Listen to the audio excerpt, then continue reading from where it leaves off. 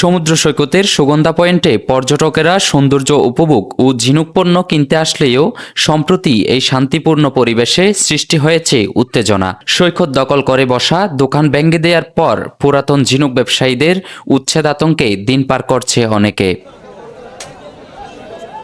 সম্প্রতি এই ক্ষুদ্র ঝিনুক মার্কেট উচ্ছেদ করার হুঁশিয়ারি ও সতর্কবার্তা চতুর্দিকে ছড়িয়ে পড়লে জেলা প্রশাসকের পক্ষ থেকে একটি নোটিশ দেওয়া হয়।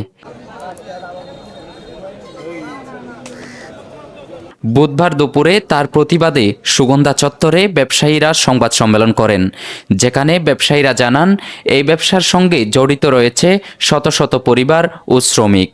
উচ্ছেদের ফলে শুধু তাদের জীবিকা নয়, স্থানীয় পর্যটন কেন্দ্রিক ঐতিহ্যও ক্ষতিগ্রস্ত হবে।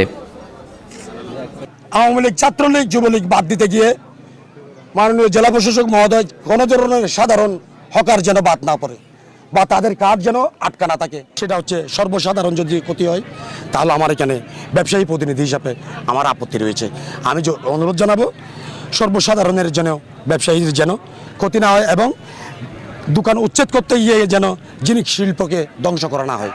সুগন্ধা পয়েন্টের ঝিনুক ব্যবসায়ীরা এখনও আশা করছেন ন্যায্য অধিকার ফিরে পাবেন। প্রশাসনের কাছে তাদের অনুরোধ যেন দ্রুত এবং ন্যায্য তদন্তের মাধ্যমে বিষয়টি সমাধান করা হয়। News desk, Chittagong Tribune.